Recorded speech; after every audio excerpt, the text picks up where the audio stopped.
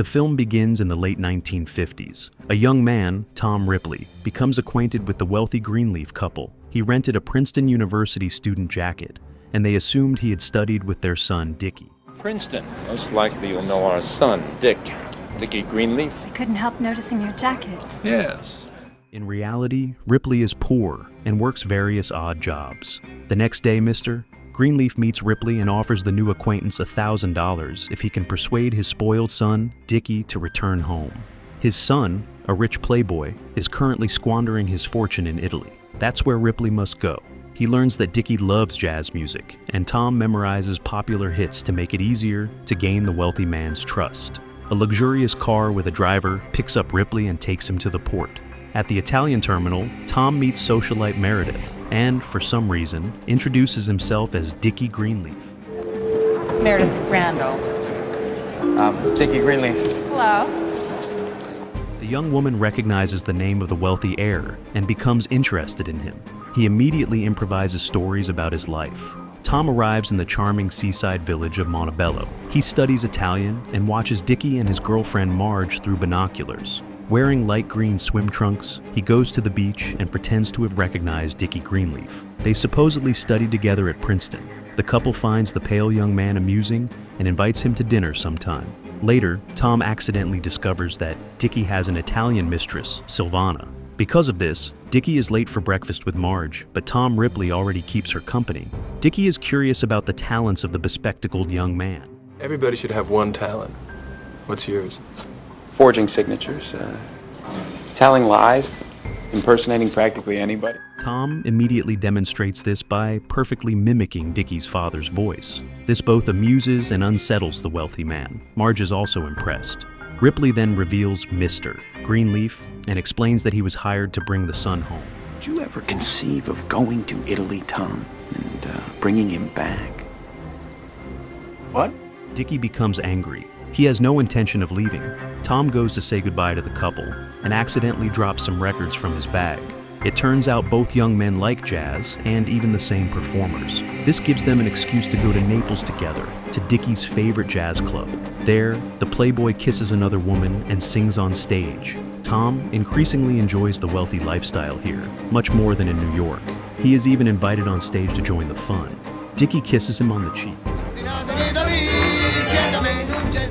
The next morning, the wealthy man writes a letter, or rather, types it. He always does it this way. Dickie decides that Tom will act as a double agent and help him extract money from his father. For the first $1,000 of allowance, they plan to buy a car, or at least a refrigerator. Dickie lodges Tom at his place. The young man practices mimicking the homeowner's voice while trying on his expensive watch. Ripley learns to sail his friend's yacht and dreams of visiting famous European cities.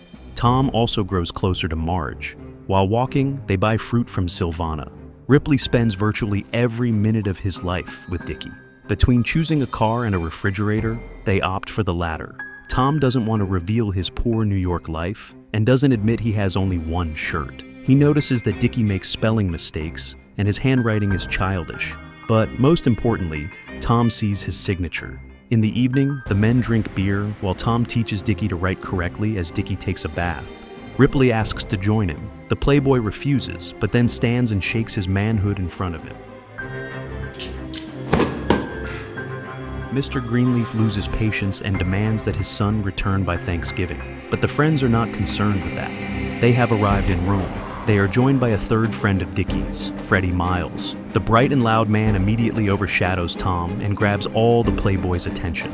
Our hero has to explore the ancient city alone. Returning to Montebello alone, he wears Dickie's clothes and goofs around in them. However, the wealthy man also came home and did not appreciate such audacity from his poor friend. Sorry. I wish you'd get out of my clothes. Freddie brings him back to Montebello. The man looks at the bespectacled young man with contempt. Marge notices that Tom is upset and explains that Dickie is a passionate man, but people quickly bore him, and he shifts his attention to other friends. The couple makes love in the cabin. Tom spies on them, and Freddie mocks him for it. On the shore, Silvana stands sadly. The trio observes a Christian ritual attended by the whole village. Suddenly, a woman's body surfaces. It's Silvana.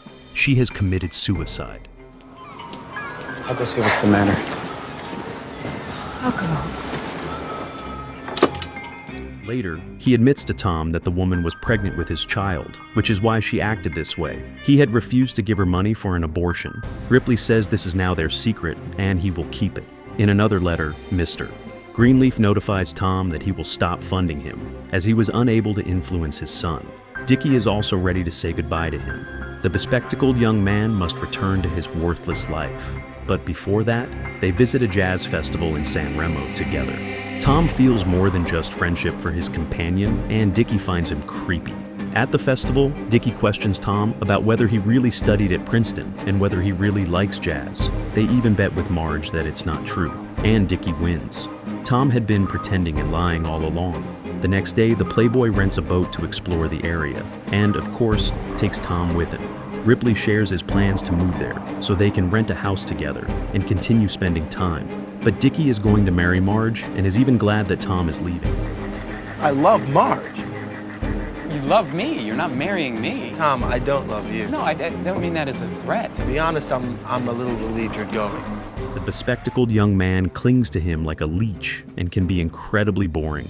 Ripley responds by bringing up all his faults: infidelities, inconsistency, refusal to admit he is gay, which, in Tom's opinion, he is. Dickie snaps, slaps him, mocks him, and is about to start the motor when he unexpectedly gets hit in the face with an oar. Blood gushes from the wound and floods the boat. A fight breaks out. Tom grabs the oar again and beats his beloved Dickie to death. After lying with the body in his arms, he drowns him with the boat. He goes to the hotel to collect keys and belongings, and the concierge calls him by another name. Must be very cold. Signor Greenleaf, yes? He realizes he can simply assume a new identity and act in Dickie's name. After all this, Tom returns to Montebello and immediately types a letter in Dickie's name, effortlessly forging his signature. He lies to Marge that the wealthy man decided to go to Rome and asks her to deliver perfumes with the letter, as well as gather his saxophone and some clothes. It seems Dickie has decided to leave them. He is so fickle. The young woman reads the letter. It turns out Dickie really decided to move to Rome alone, and she blames herself for pushing him too much with talks about marriage. Tom checks into 2 Roman hotels at once, one under the name Dickie Greenleaf, the other under his own. He takes advantage of the fact that Dickie's passport photo isn't very clear.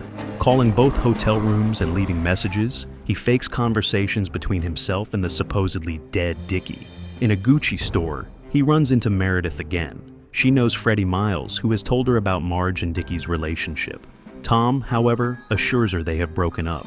To Meredith, he is still Dickie Greenleaf, not Tom Ripley. At the bank, Tom receives money transfers in Dickie's name. He gets a custom-tailored suit, and Meredith flirts with him, inviting him to the opera, an event Tom genuinely enjoys as he finds the story relatable.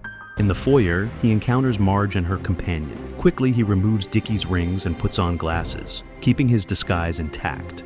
Marge is surprised to see him in Rome and still worried about her boyfriend's behavior. They almost bump into Meredith, but Peter, wanting to get closer to Tom, schedules a meeting for the next day. Tom discreetly leads Meredith away from the opera, telling her he saw Marge and wanting to avoid a scene of jealousy.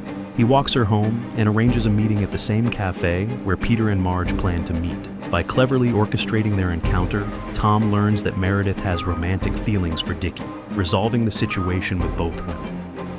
God, unless he meant us to meet. That'd be a little cool, wouldn't it?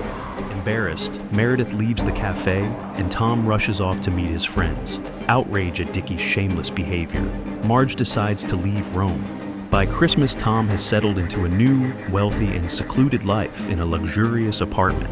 But his peace is disrupted when Freddie Miles, who hasn't seen Dickie in a long time, discovers that he lives there. Tom's attempts at deception fail. Freddie knows too much. It's a new piano. Probably shouldn't.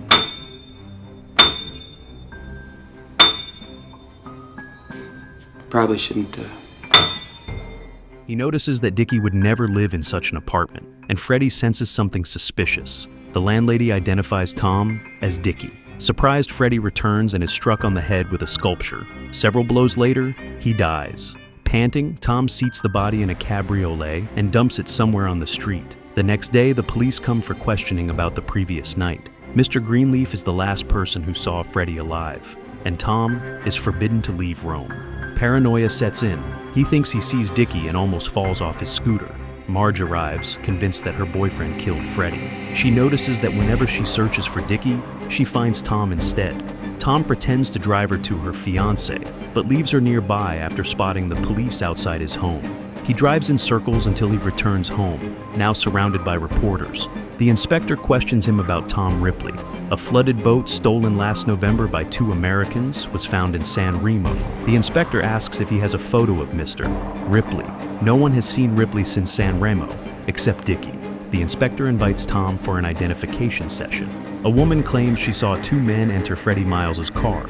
Afterwards, Marge tries to enter her fiancé's apartment, but Tom doesn't let her in.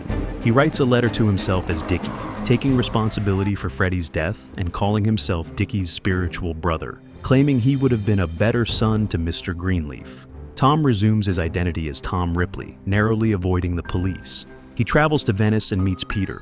Rumors suggest Dickie killed Tom and left under his passport. They go to the local police. A new inspector is now on the case. The previous one missed Dickie as the sole suspect. The strict inspector questions whether Tom might be homosexual and whether he killed Dickie and Freddy. Tom protests indignantly. The inspector shows him a forged letter, Dickie's supposed death note. Tom feigns anger and confusion. Tom enjoys his time at Peter's mansion. He seduces Peter, who seems willing to join him in a bath. On the train station platform, they meet Marge, who is not thrilled to see Tom. Dickie's father is coming with a private detective who discovers that Dickie withdrew $1,000 before his disappearance, an unusual act for someone planning suicide. Peter rents a house for Tom, while Marge stays there. She notices how much Tom has changed. In a private meeting with Mr. Greenleaf, Tom is seen as an ally regarding Dickie.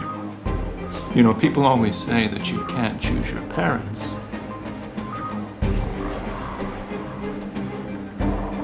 But you can't choose your children. Tom dreams of having killed Dickie. Marge and Peter return from a walk. Peter offers Tom privacy, and Tom gives him the house key. While Tom bathes, Marge finds Dickie's ring and panics, demanding answers. Tom asks for time to dress and contemplates using a dangerous razor to kill her. Marge is about to leave, but Tom stops her. She senses danger. He accidentally cuts his hand. She cries, and Peter intervenes. Tom later meets Mr. Greenleaf, the detective, and Marge. The discovery of the rings changes everything. Tom talks with the detective, who learns Tom never studied at Princeton, but tuned pianos there. Dickie had almost killed another man out of jealousy and hid Freddy's car numbers, confirming he committed the murder. Mr. Greenleaf interprets a letter as Dickie's request to transfer money to Tom for loyalty. Marge remains suspicious. In the 1950s, men rarely heeded women, and Mr. Greenleaf dismisses Marge's concerns as hysteria. Tom travels with Peter to Athens. Meredith, traveling on the same ship with friends, immediately approaches Dickie. She still has feelings, and Tom kisses her. Peter witnesses the kiss, jealous. Tom lies again, switching between identities. He admits he always thought it's better to be someone than nothing. He lies beside Peter, asking what's good about Tom Ripley, wrapping a scarf around his hand, recalling how he strangled Peter and cried, "He has killed again."